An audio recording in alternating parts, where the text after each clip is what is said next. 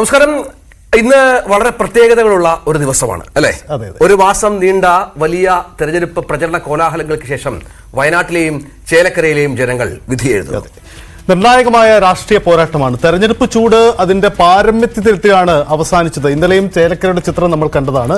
പ്രചരണത്തിന്റെ അവസാന ദിവസവും അതിന്റെ വീറും വാശിയും അങ്ങേയറ്റം പ്രകടമാകുന്നു. നിരവധി വിവാദങ്ങളുണ്ട്. PV അൻവറിന്റെ വിഷയങ്ങളൊന്നുമില്ല. കാരണം ഒരു സാധാരണ ഉപതെരഞ്ഞെടുപ്പ് കാലം പോലെ അല്ല കഴിഞ്ഞ ഒരു മാസം കടന്നുപോയത്. നമുക്കറിയാം, കേരളത്തിൽ പരിചയമില്ലാത്ത കള്ളപ്പണ ആരോപണം, രാത്രിയിലുള്ള റെയ്ഡുകൾ, മദ്യമൊഴുക്ക്, അങ്ങനെ അല്ലേ, എന്തുവേണ്ടി വ്യാജ വോട്ട് ആരോപണം വരെ ഏറ്റവും ഒടുവിൽ കടന്നു വന്നു. അങ്ങനെ എന്തൊക്കെ അടവുകൾ ഈ മുന്നണികൾക്ക് പ്രയോഗിക്കാമോ അതൊക്കെ ഈ തെരഞ്ഞെടുപ്പ് കാലയളവിൽ ഉടനീളം പ്രയോഗിച്ചു എന്നുള്ളതാണ് ഏറ്റവും പ്രധാനം. ഇതിൽ ഇന്നത്തെ നടക്കാൻ പോകുന്ന 3 ഉപതെരഞ്ഞെടുപ്പുകളായിരുന്നു കേരളത്തിൽ പ്രഖ്യാപിക്കപ്പെട്ടത്. പക്ഷേ നമുക്കറിയാം, പാലക്കാട് ഉപതെരഞ്ഞെടുപ്പ് മാറ്റിവെച്ചു, തീയതി മാറ്റിവെച്ചു. അത് 20-നാണ് നടക്കുന്നത്.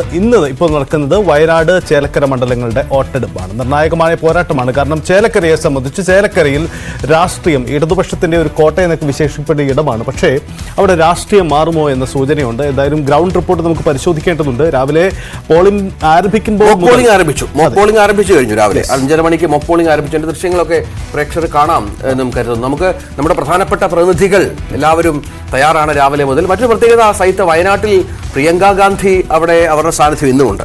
പ്രിയങ്ക ഗാന്ധി, രാഹുൽ ഗാന്ധിയൊക്കെ സാധാരണ പ്രചാരണ കാലഘട്ടത്തിൽ ഉടനീളം അവിടെ ഉണ്ടാവാറില്ല. പക്ഷെ ഇത്തവണ കൂടുതൽ സമയം അത് രഞ്ജിത്ത് പ്രതീക്ഷിച്ചതല്ല. കാരണം ഈ പ്രിയങ്ക ഗാന്ധിയെ പോലെയുള്ള ഒരു കാൻഡിഡേറ്റ് എത്തി കേരളത്തിൽ മത്സരിക്കുമ്പോൾ അവരിങ്ങനെ തുടർച്ചയായ പ്രചരണ രംഗത്ത് ഉണ്ടാകുമെന്ന് പ്രതീക്ഷിച്ചതല്ല. എന്തായാലും അവർക്ക് ആശങ്ക എന്തെങ്കിലും ഉണ്ടോ എന്നറിയില്ല.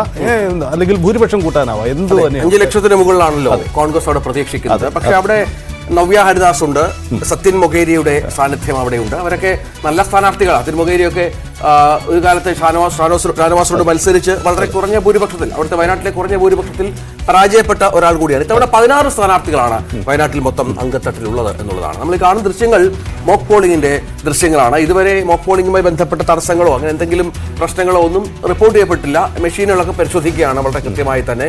അത്തരത്തിലുള്ള നടപടിക്രമങ്ങളിലാണ് ഇപ്പോൾ ഉദ്യോഗസ്ഥരുള്ളത്. ചേലക്കരയിൽ നമുക്ക് 2.13 ലക്ഷം വോട്ടർമാരാണ്.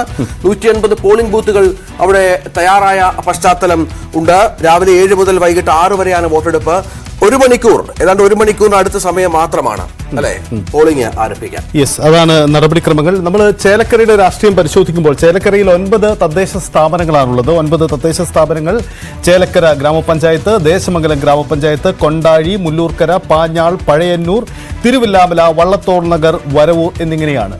നമുക്ക് തൊട്ട് മുന്നിൽ രഞ്ജിത്തുള്ള കണക്ക് എന്ന് പറയുന്നത് 2024 തൊട്ട് മുമ്പ്, അതെ, ലോക്സഭാ ഇലക്ഷന്റെ കണക്ക് നമുക്ക് ആദ്യം പരിശോധിക്കാം. അതിലേക്ക് പോകുമ്പോൾ അവിടെ K. രാധാകൃഷ്ണൻ എന്ന CPM-ന്റെ MLA തന്നെ ലോക്സഭയിൽ തന്നെ മത്സരിച്ചപ്പോൾ വെറും 5173 വോട്ടുകൾ മാത്രമാണ് ഭൂരിപക്ഷം കിട്ടിയത് ചേലക്കരയിൽ.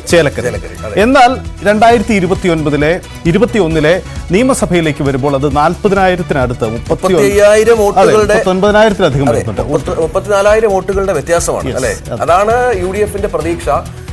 ഒപ്പം നമുക്ക് BJP സ്ഥാനാർത്ഥിയെ അത്ര കുറച്ച് കാണാൻ സാധിക്കില്ല. അദ്ദേഹവും അവിടെ ജനകീയനാണ്, നാട്ടുകാരനാണ്, വളരെ പ്രധാനപ്പെട്ട ആളായി. ഇത്തവണ BJP-യും അവിടെ നല്ല പ്രചരണം അവിടെ കാഴ്ചവെച്ചു എന്നുള്ളതാണ്. നേതാക്കന്മാർ മൊത്തം കോൺസെൻട്രേറ്റ് ചെയ്ത, അതായത് സംസ്ഥാനം മൊത്തം, മുഖ്യമന്ത്രി അടക്കമുള്ള ആളുകൾ സംസ്ഥാനം മൊത്തം അവിടെ ഉണ്ടായിരുന്നു. സംസ്ഥാനത്തെ പ്രധാനപ്പെട്ട രാഷ്ട്രീയ പാർട്ടികളുടെ എല്ലാ നേതാക്കന്മാരും ഒരു തവണയെങ്കിലും അവിടെ വന്നുപോയി. എനിക്ക് തോന്നുന്നു ഈ ചേലക്കരയുടെ ഒരു പ്രത്യേകതയായി പറയേണ്ടത്, ഇപ്പൊ ഇടതുപക്ഷം ഈ 3 ഇടത്തെ തെരഞ്ഞെടുപ്പ് എന്ന് പറയുമ്പോൾ ഇടതുപക്ഷത്തിന്റെ പ്രതീക്ഷ ചേലക്കര മാത്രമാണ്. ബാക്കിയൊക്കെ അവരുടെ രാഷ്ട്രീയ അവകാശവാദമാണ്. അപ്പൊ ചേലക്കര നിർത്തിയേ പറ്റുള്ളൂ. അതിനുവേണ്ടിയാണ് മുഖ്യമന്ത്രി, എനിക്ക് തോന്നുന്നു മുഖ്യമന്ത്രി പാലക്കാട് ഇതുവരെ എത്തിയിട്ടില്ല. പക്ഷേ അദ്ദേഹം ചേലക്കരയിൽ തുടർച്ചയായിട്ടുണ്ടായിരുന്നു. അതുകൊണ്ട് ചേലക്കര വിട്ടുകൊടുത്ത ഒരു കളിക്ക് ഇടതുപക്ഷത്തിന് ആലോചിക്കാൻ ചേലക്കര പരാജയപ്പെടുന്ന പറഞ്ഞാൽ അവർക്ക് എന്താണ് നമ്മുടെ ഭരണവിരുദ്ധ വികാരമെന്നും പിണറായി വിരുദ്ധതയെന്നും ഒക്കെ പറയുന്നതിന്റെ ആകത്തുകയായി അത് മാറും. പിന്നീട് ഒരു തിരിച്ചുവരവ് എങ്ങനെ എന്ന കാര്യത്തിലൊക്കെ പൂർണ്ണമായും ചിന്തിക്കുന്നത്. ന്യായീകരിക്കാൻ കഴിയില്ലാത്ത ഒരു തോൽവിയായിരിക്കും ചേലക്കര സംഭവിച്ചാൽ ഉണ്ടാവുക. പക്ഷേ അത് അനുവദിക്കാതിരിക്കാൻ വേണ്ടിയുള്ളൊരു പഴുതടച്ച സംവിധാനം CPM ഇടതുപക്ഷം നടത്തിയിട്ടുണ്ട്. അതെങ്ങനെ ഫലം ചെയ്യുമെന്ന് അതെ, നമുക്കറിയാം. അവിടുത്തെ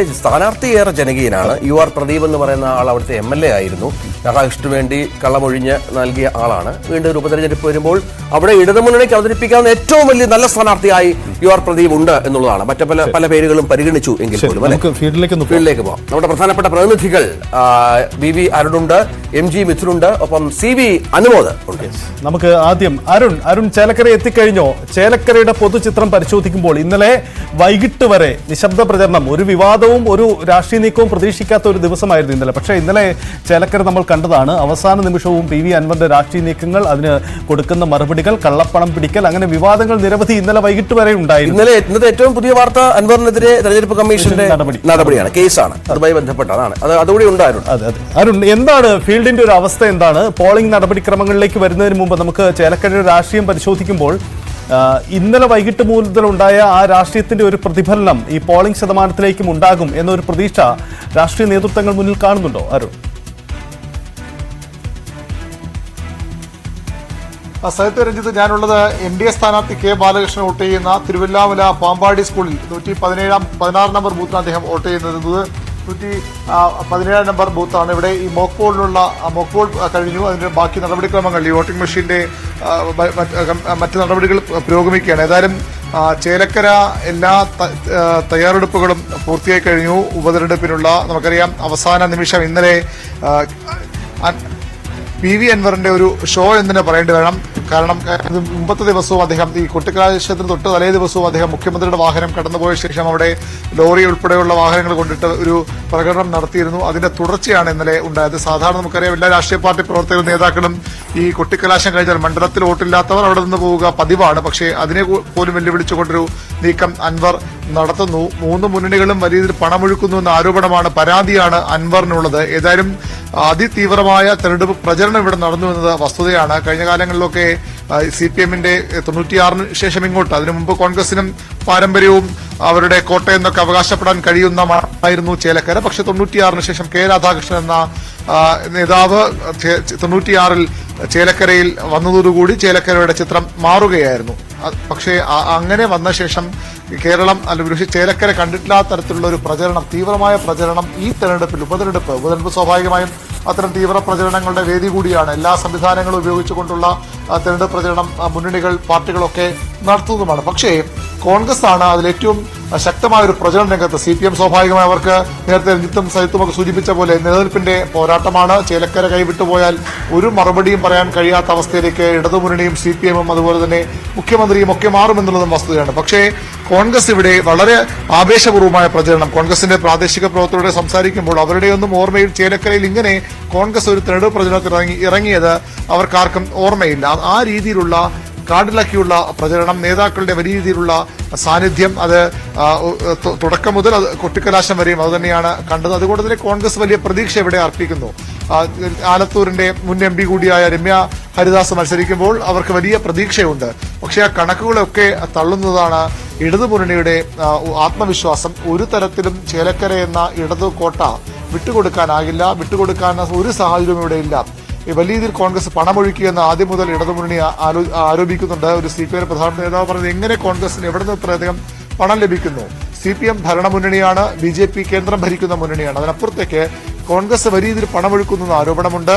ഏറ്റവും ഒടുവിൽ അൻവറിന്റെ ഇന്നത്തെ ഷോ മാറ്റി നിർത്തിയാൽ പിന്നീട് ചേലക്കരയെ അങ്ങനെ ഒരു ചർച്ചയിൽ കൊണ്ടുവന്നത് ചെറുതുരുത്തിയിൽ പിടികൂടിയ പണമാണ്.